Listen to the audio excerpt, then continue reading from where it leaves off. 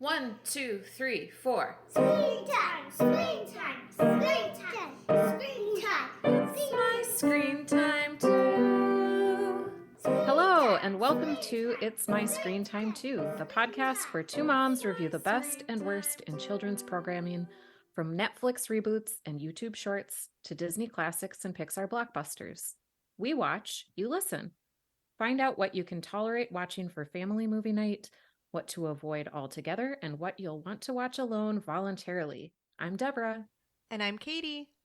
And I have 3 kids. Tony is 13 and Libby and Nate are 10. And I have 2 kids. Jay is 7 and Kenny is 4. They are pretty gosh darn adorable, aren't they? They are so adorable. We both like to tell a quick story about how awesome or occasionally awful our kids are because in addition to being witty and incisive pop culture consumers, we're moms too.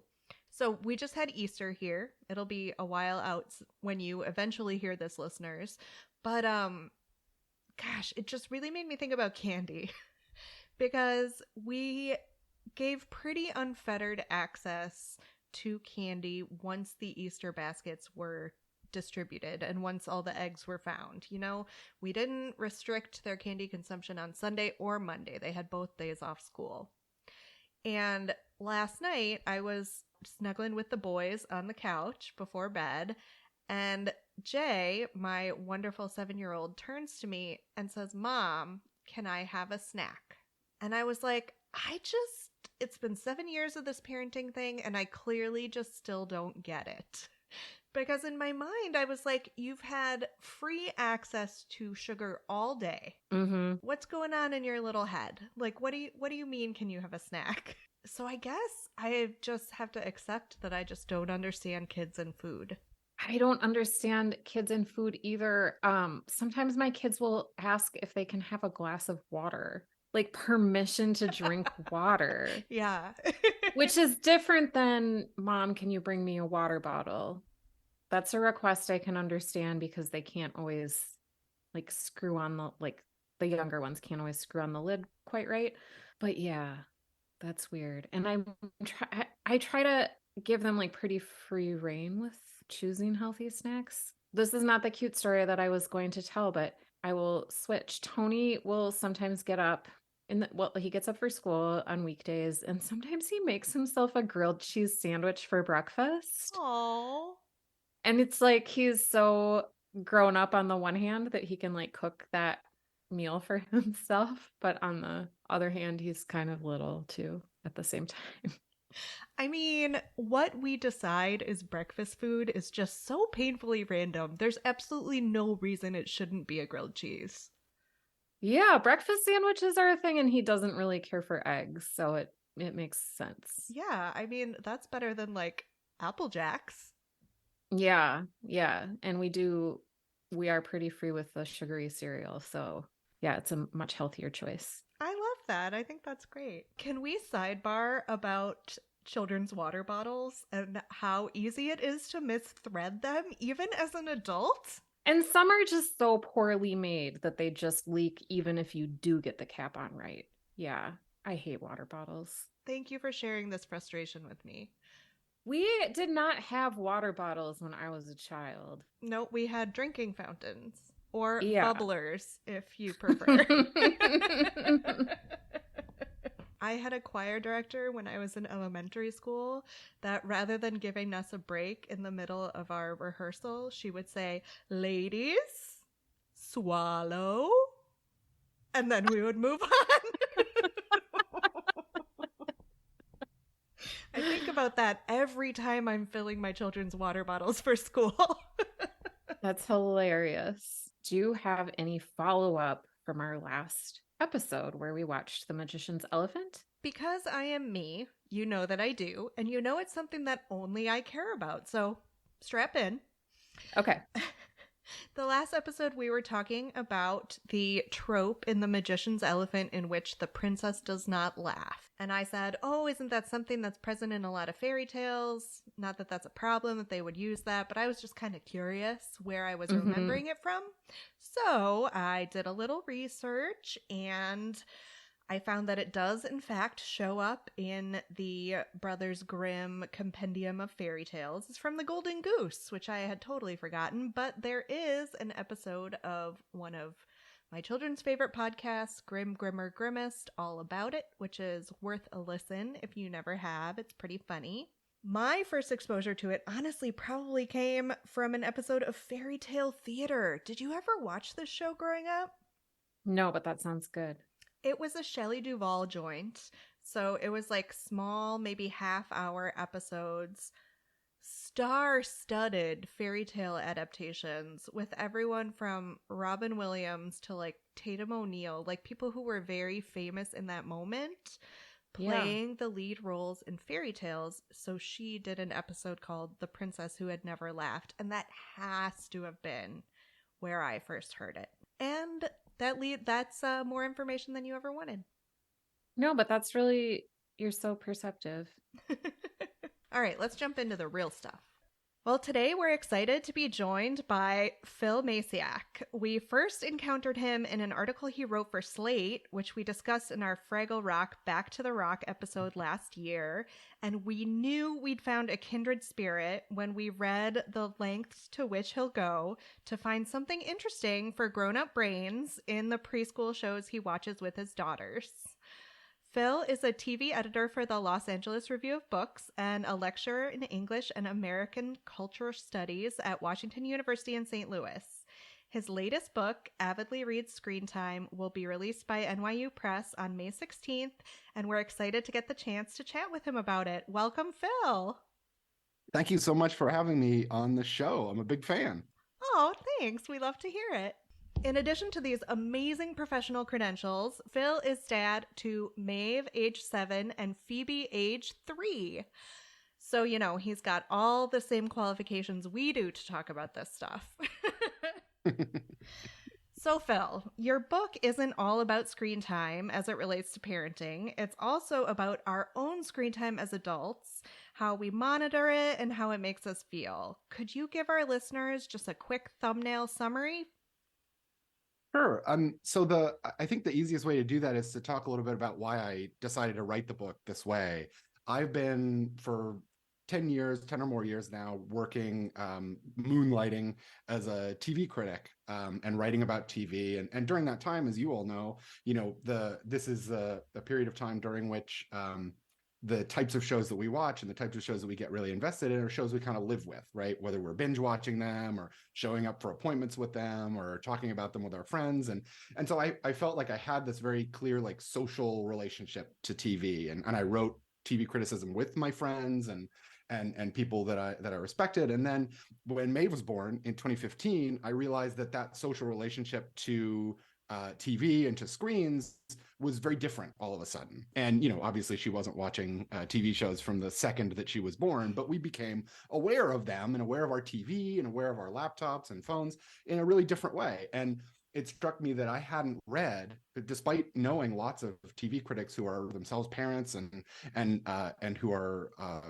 really deeply enmeshed in that same world. I hadn't really read anybody writing about what happens to your sort of view of television, of these screens that you have professionally, that you have on a like grown-up capacity once you sort of add kids into the mix, right? It means you're watching a lot more kids TV, but it also means you're thinking about what they're watching and what their eyes are, what's good for their eyes to be looking at, right? I can stay up until 1 a.m. watching Friday Night Lights episodes, but that's probably not what I would prefer for my daughters to be doing.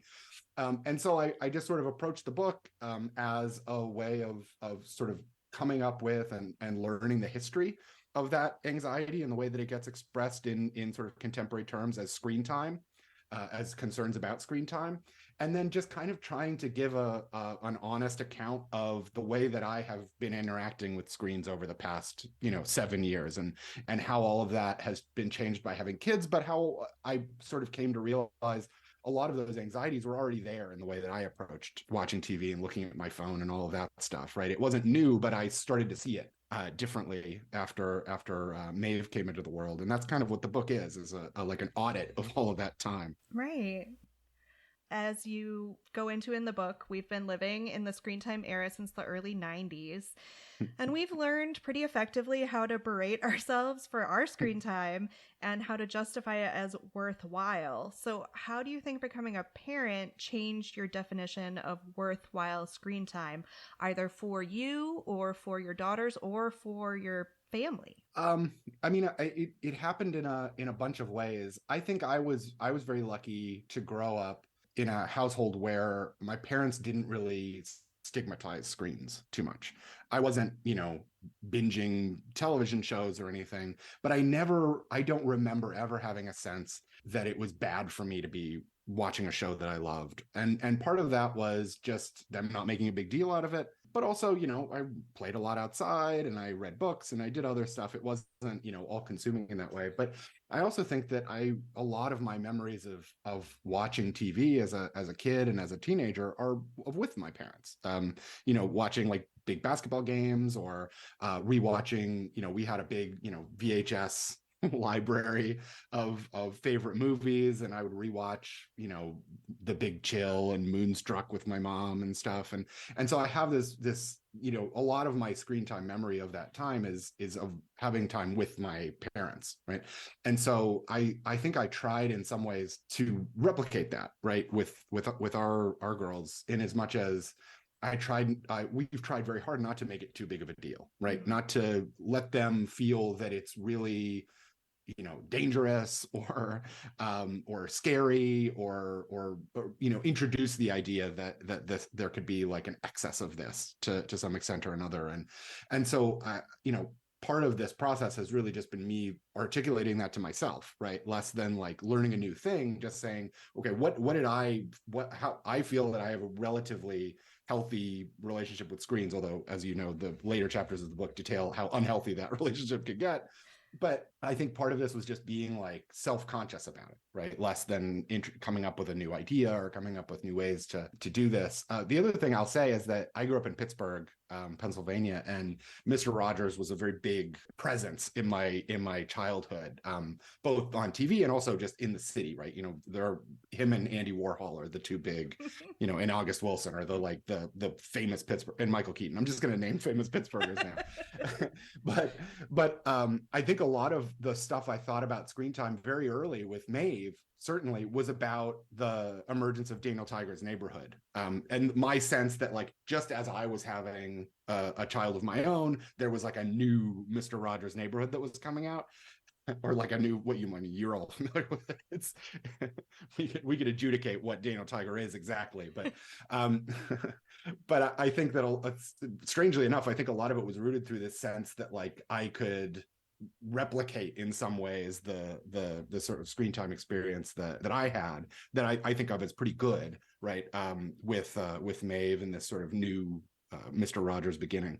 Can I just say how jealous I was about the sports sections in your book and but you used basketball as a way to teach your girls how to interact with screens in a way that builds their sense of community and what it means to be part of a group of actual human beings. I love that a lot. And as a non-sports fan, I was like, man, my kids are really missing out. That might be overstated a little bit. A lot of that it's less about sports than it is about us having our daughters sort of knowing that their mom and I are not from here in St. Louis, right? That I'm from Pittsburgh, Mel's from Philadelphia, and that, part of the way that we connect with family and our history and our lives before them is through these events. And so it's been very nice to be able to fold them into that. Well, you talked a little bit about how our definition of good TV has changed. And in the book, you address the development of so-called prestige TV. I wonder, is it uncomfortable at all to take a step back from serialized prestige TV to watch TV with our kids? Because we've spent so long telling ourselves that serialized TV is the only TV that's good for us. Because that's not what kids want. I mean, when they're the age that Phil, our kids are, they don't really understand that, for one thing. Like, they can't keep track of a long serialized plot. And what they really want is just to watch the same elements over and over again. They crave that familiarity. So I guess, does that mean by our definition of prestige TV that kids' TV is inherently bad for them? No, I don't think so. In fact, I think watching with them has given me a greater appreciation for real episodic tight TV. Like, I mean, you talk about Bluey, I talked about Bluey. Bluey is perfect, right? Every episode of Bluey is this perfect little jewel. And it's not because it's this like complex serial plot, although, we all pick up, stuff about Bandit being an archaeologist and the weird stuff going on with their neighbor and all of that. But what's good about that show isn't that it is like Mad Men or The Sopranos or something. It's that it understands its form so precisely. And I think, Maeve has a couple of serialized shows that she has like come around to. So like she really liked watching She-Ra and the Princesses of Power, which is serialized in a way that is very similar to like a complex prestige drama kind of. But she's gotten really into these live action Nickelodeon sitcoms. She watches like That Girl Lele and the Thundermans and things like that. I don't think those shows are particularly good, but they are like classically formed sitcoms, right? They are like beat by beat Cheers, or Family Ties or whatever. And I love sitcoms, and I loved sitcoms when I was young, and I think I understand the way, and I can appreciate in some ways the way that form speaks to or can speak to people of all ages. I think, part of it has been about my like developing respect for the like episodic kid show format, because some of them are just really, they know exactly what they're doing. Yeah. They do it just so virtuosically sometimes. And if you look at it from the grown-up TV show perspective, like everybody is talking now about Poker Face, and what is that other than like a well-executed episodic series? Yeah, absolutely. You talk about some of the ways you use screen time as a tool with your kids on road trips, so you can make dinner, as a way to wind down before naps, which, by the way, we did too. And you seem really comfortable with using screen time that way. Did it take any work to reach that comfort level? Do you feel any pushback at all from the parenting community that argues that anything other than plain wooden Montessori toys is melting our children's brains?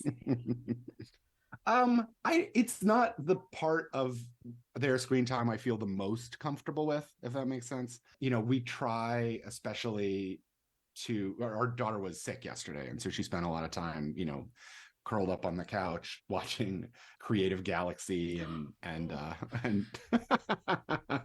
and Dino Dana.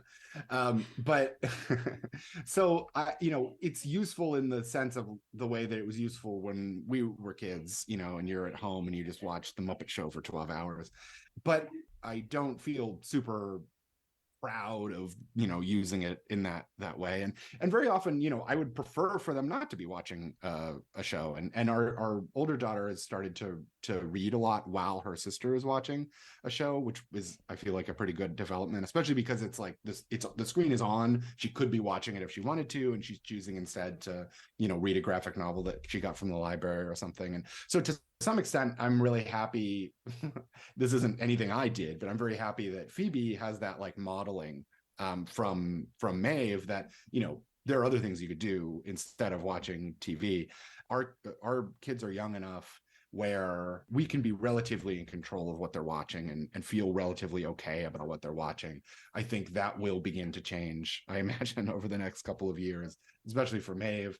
And so the sort of out of sight screen time, I think, I'm certain, become a much more vexed issue in the house. But for right now, if it's 2 or 3 episodes of Dino Dana, it's not my favorite thing they could be doing during that time, but it's all right. My daughter knows so much about dinosaurs because of that. Oh, yeah. So much more than I ever knew. I feel like she's like one of the scientists from Jurassic Park, and I'm just some lug, the kid who like has to have the velociraptor claw explained to him at the dig site at the beginning of the movie.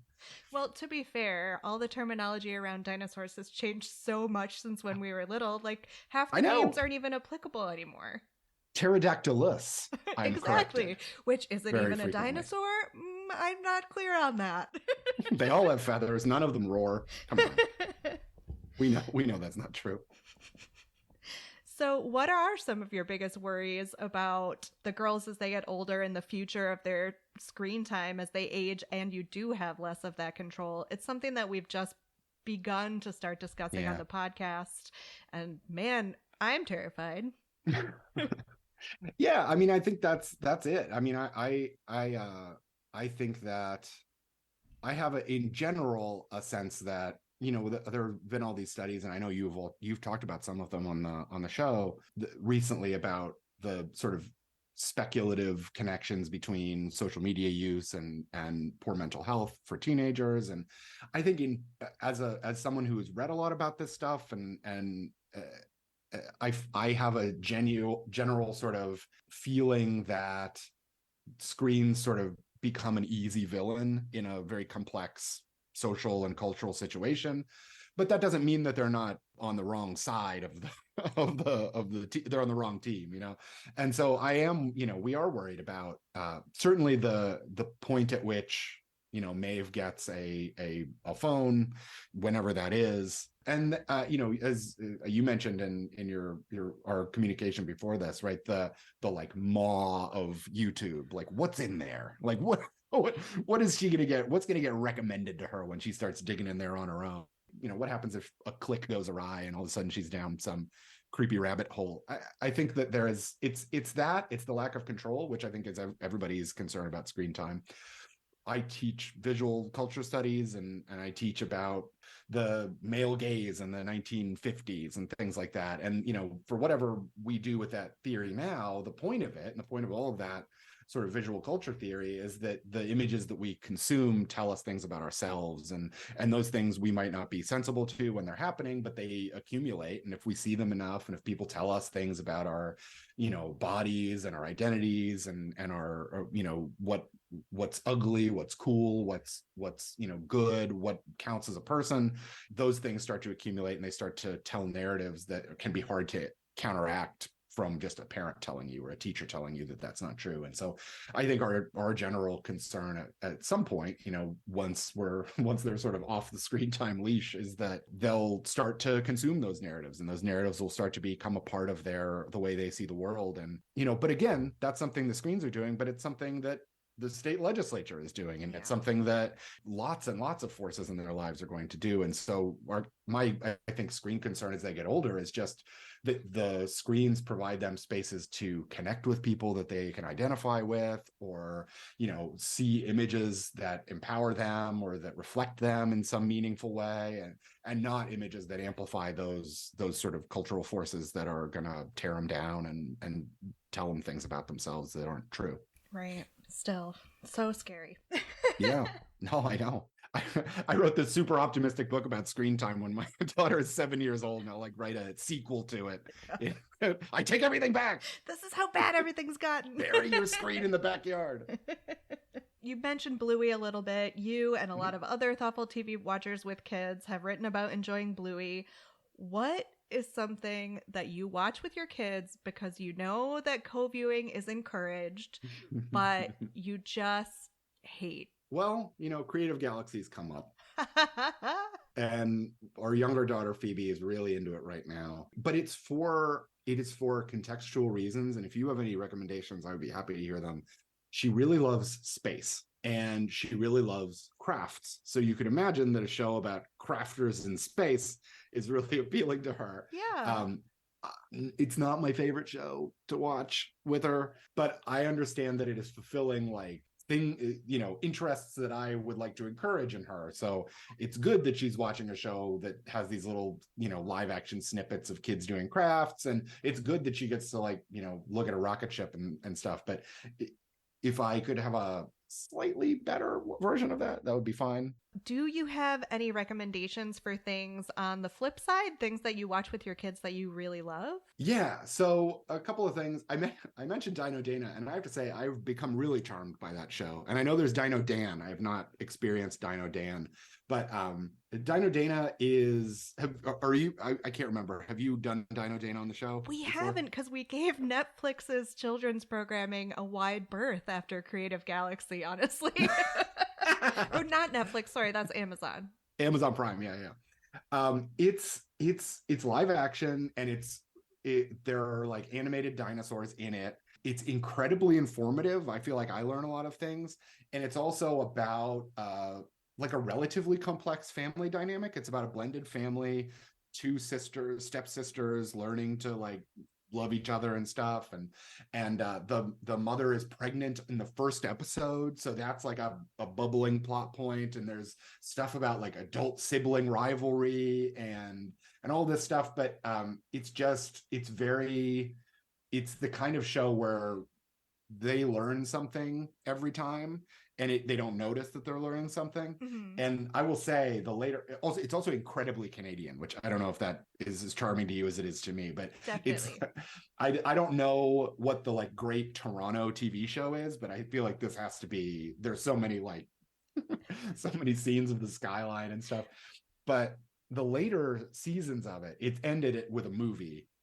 But the later seasons of it get really kind of like pop culture referencey. There's an entire episode that is like a Jaws parody, and there is a like 15-minute sequence that is choreographed exactly like like Robin's Call Your Girlfriend video, if you know what I'm talking about. And it comes out of nowhere, and it's still about dinosaurs, but they're like doing all the moves in the empty warehouse. And it's I don't know, it's this really strange show.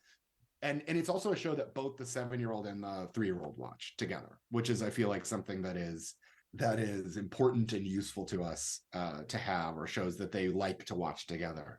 See, this is sounding really appealing to me because I sometimes in my darker moments feel bad as a boy mom for not instilling more dinosaur love in my kids. I feel like that and construction vehicles, I've just totally fallen down on instilling an interest in either of these things.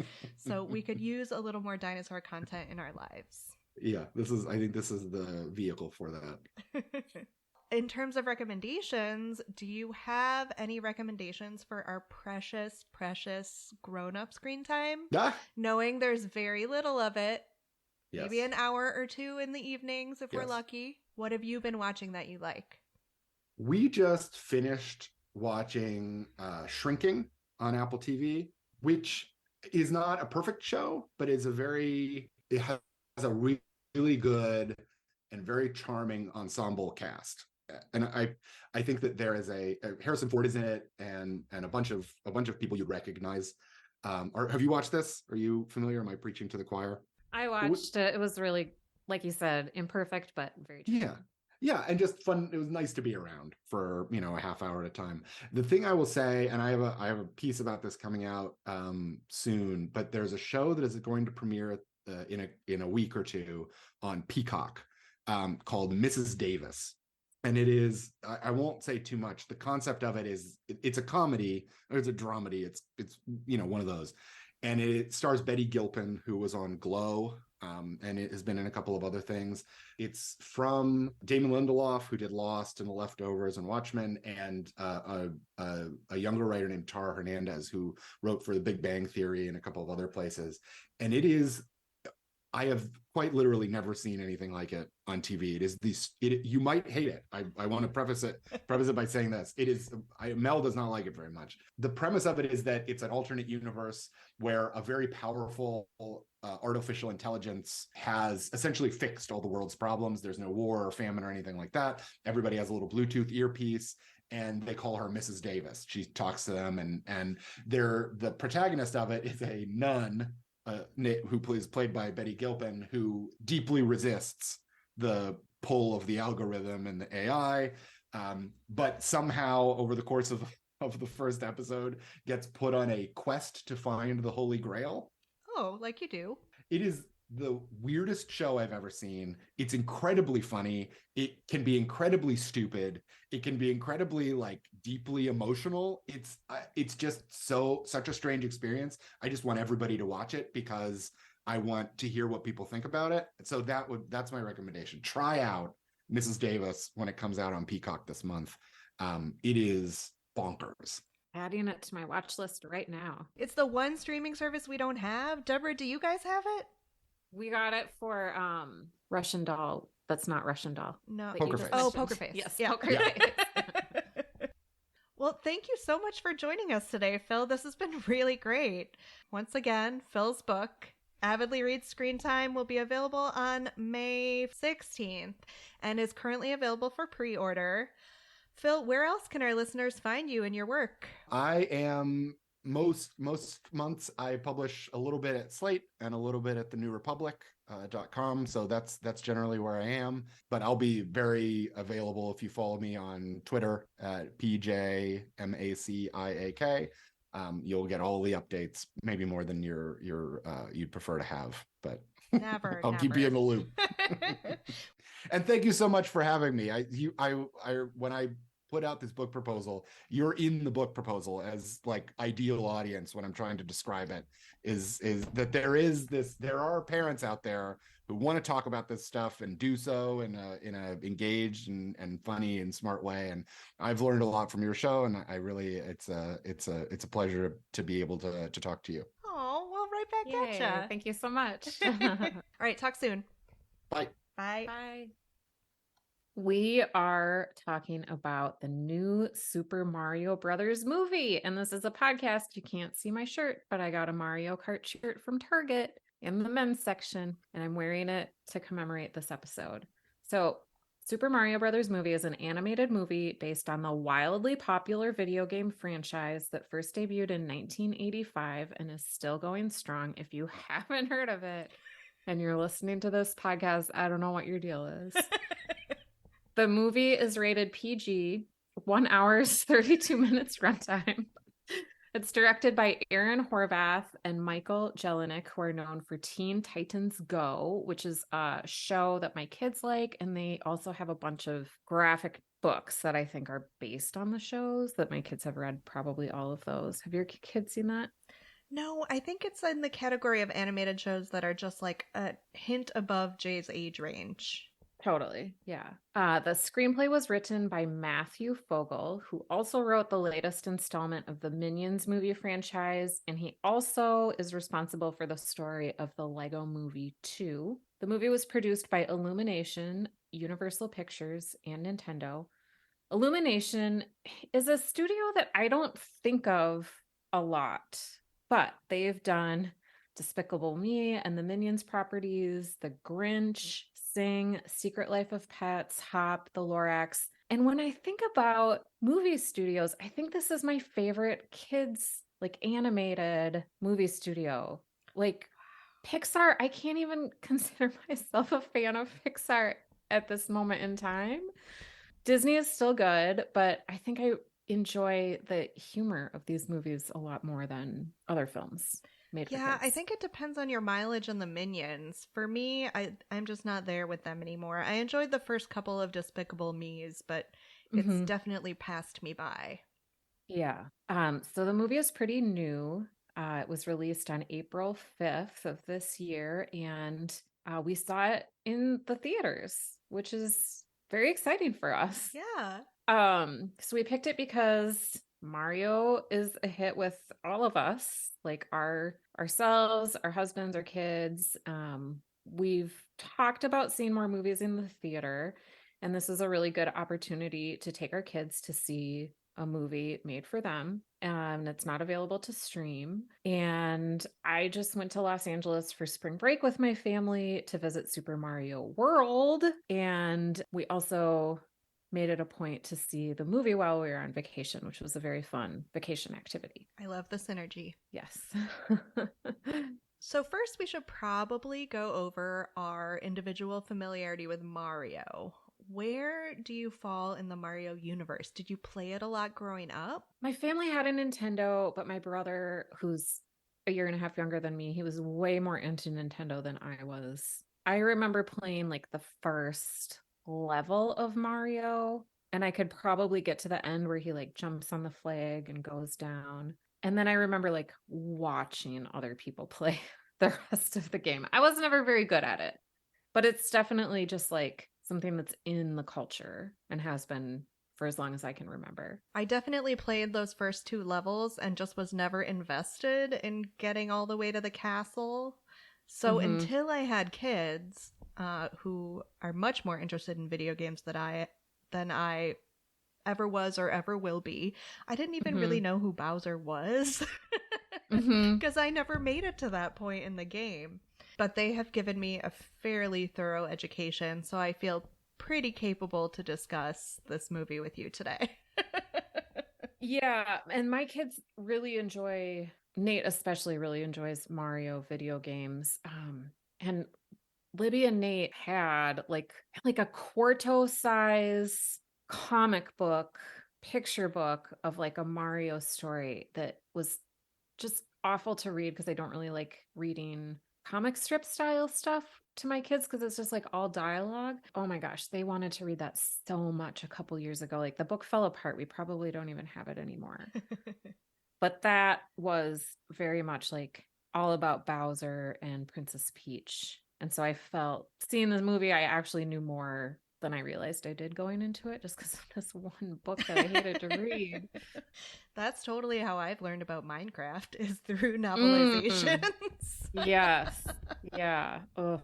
So, with that said, what were your expectations going into it? I expected not to like it. One, it's about a video game that I'm not that interested in. And two, we watched the 3D version of it. I thought it was going to like make me feel dizzy and sick because I tend to get like vertigo feelings in those types of environments. So I had very low expectations. It way exceeded my expectations. I really had fun watching it. Wow, we had vastly different experiences, which I love. I think I had been spoiled by the Lego movies, and I had those in my head a lot going into this, probably Mm. because of the Chris Pratt connection. Mm-hmm. So I was expecting that level of cross-play between what adults would find funny and what kids would find funny. And in that sense, I was pretty disappointed. Mm-hmm. So, did you like the movie? I assume the answer is yes. I did. Did you feel like it assumed some level of familiarity with the games? Was that at all a problem, or was that little book enough to catch you up on everything you needed to know? I feel like you don't even need to know. It's made pretty clear like who the bad guy is and what the conflict is and what Mario needs to do in order to resolve the situation. Yeah. There's just more to enjoy if you're more familiar with the games. Like my kids said that every little obstacle was from a game. I didn't have any of that background, but I still was able to follow along with the plot. Yeah, it was really hard to tell Jay that he couldn't lean over to me every couple seconds to explain to me what something was because we were in a movie theater. But I also kind of wanted that explanation because I don't know. Oh, that's cute. Was there anyone in the cast or any of the characters that you particularly loved or hated?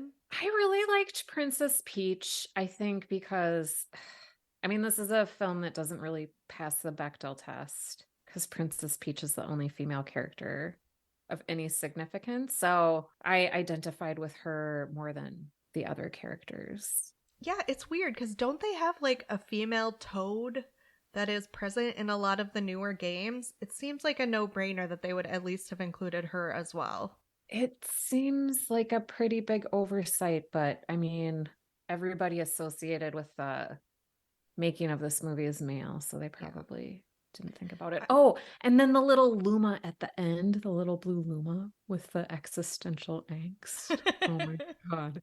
Actually, that was my favorite character.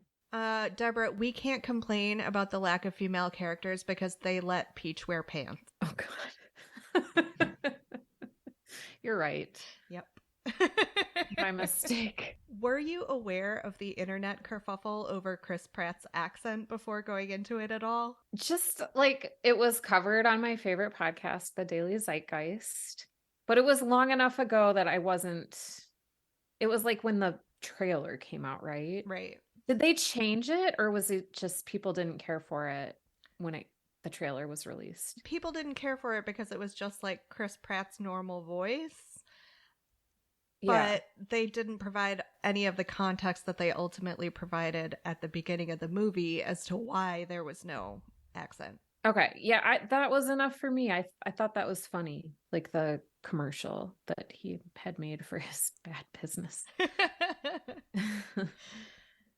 I don't know about you, but I thought Jack Black's Bowser was the best thing about the movie by far.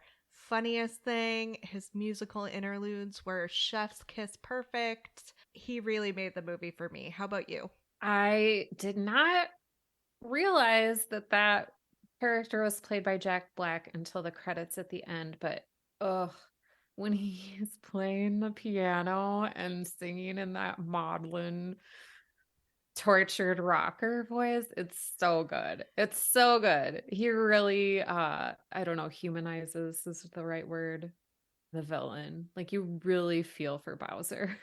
It turns out all I needed in my life was Jack Black as Bowser as Meatloaf, and that's all I needed. Yeah, that was really good. Any other characters you want to get into? We haven't really talked about Mario and Luigi. Luigi was like a big nothing. Yeah. Remind me who played Luigi?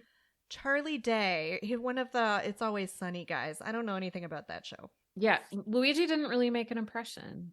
I don't really understand what they were trying to do with their segmenting of the plot. Because on the face of it, they spend so much time, and I'm going to try to avoid spoilers because this movie is pretty new. So they spend a lot of time in the exposition before you get to the Mushroom Kingdom. Mhm. That feels like them laying some groundwork for the brothers being the most important part of the movie. Like the core of the movie is going to be about this relationship between Mario and Luigi. And then they just like sideline Luigi for the entire movie until the end when they come back and it's like, brothers! Which felt like an interesting choice. Because Luigi, as I said, was not really fleshed out at all. He was just, I think, there because he had to be there. He's sort of a Toto. It reminded me a little bit of Wizard of Oz because they go into this fantastical world. But yeah, Luigi doesn't really have a major role. Which does he in the game? Do you ever get to be Luigi? I think you do. I think you can choose to be Luigi. Yeah. It was like a classic MacGuffin situation. Like the movie is about trying to find Luigi, but is it really about trying to find Luigi? It's about the friends we make along the way. Okay. What did you think about the look of the movie? You said you saw it in 3D. Tell me about that. It was fun. I think like the first few minutes it felt weird and then you just get used to it. And we had just watched Avatar over the winter holidays, so I guess that's the only other movie. Now I just see 3D movies with my family in theaters. The look and feel met my expectations as a not very into it video game person. Yeah, from my exposure to the video games, which is just like casually walking by or watching YouTube video playthroughs with my kids, it seemed to hew pretty closely to the current character design in the video games. And then also it did have some really cute nods to the original version, which we knew growing up. What did you think about the writing? You already heard a little bit of my top level complaints, but as someone who actually liked the movie, tell me what you thought. Well, you're right. It definitely wasn't as clever as the Lego movies. But for me, I'm trying to be more appreciative of the storytelling that's like inherent in video games after reading the book Tomorrow and Tomorrow and Tomorrow by Gabriel Zevin, which I think I've talked about before. And then watching The Last of Us on HBO. So I'm trying to keep a more open mind about video games. But this felt kind of formulaic. But I think that's true of all films made for children. What did you think? It's presumably the first installment in a movie franchise because they're all franchises at this point. So I can see how they felt an obligation to provide a lot of exposition up front. But I really did think that in terms of time spent in the various locations, we had too much Brooklyn, both at the beginning and at the end. Yeah. Because I would think most of the fans are in it for the Mushroom Kingdom, right? Not for the origin story of Mario and Luigi. Yeah, I think you could have cut that time in half and then maybe spent more time, I don't know, introducing a female character in the Mushroom Kingdom or letting us know what Luigi was up to, you know? Yeah, totally. What did you think about the music? There was some fun incorporation of the game themes. I think my favorite bit of music is Jack Black as Bowser as Meatloaf clunking out the da da da da da da on the piano. Da da da da da da. I loved that so much. We also were treated to a couple of musical montages set to what I thought were extremely appropriate songs from the 80s to remind us of when we were youths playing the game the first time. So we got a nice montage to Holding Out for a Hero from Footloose and Take on Me. That was really fun when they were in the Donkey Kong Kingdom doing the whole Mario Kart sequence. I liked that. Yeah, yeah.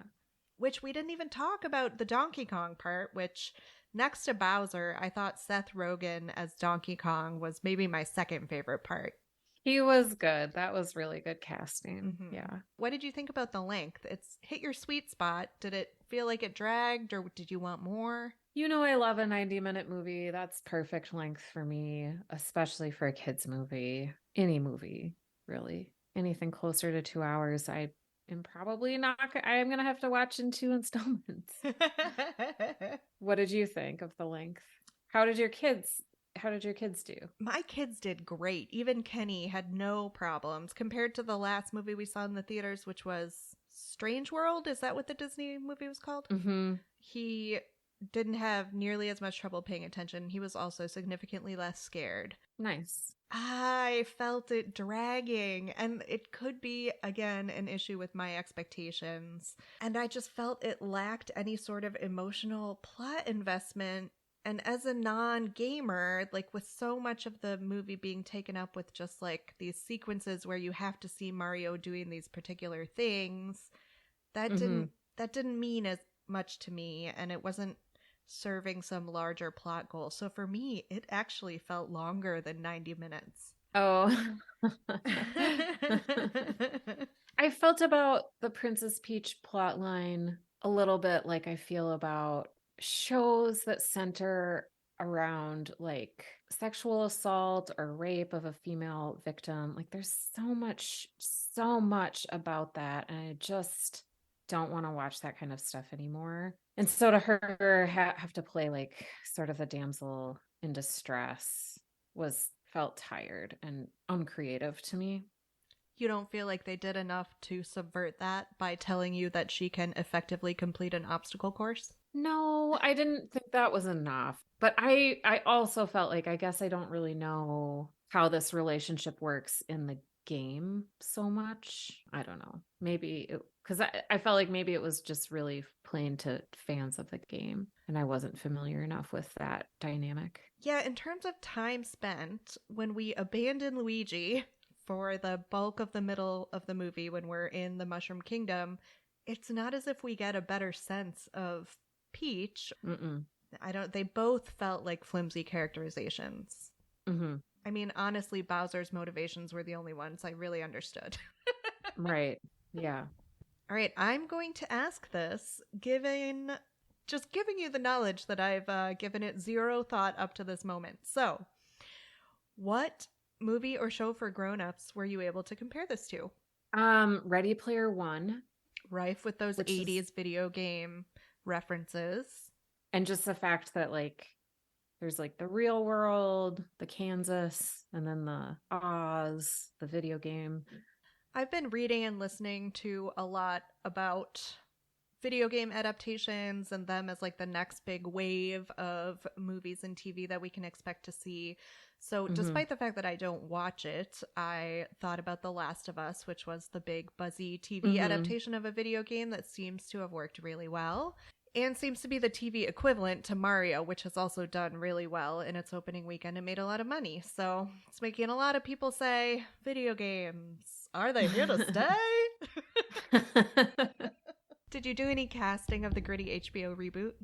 I did. I thought that the casting of this movie was great, so it's hard to improve upon that. So I boomerized it, and I would cast Meryl Streep as Princess Peach and Jeremy Irons as Bowser. He's dead, I think. I don't think Jeremy Irons is dead. No? I don't think so. Good. Okay. Danny DeVito would play Mario, and John C. Reilly would play Luigi.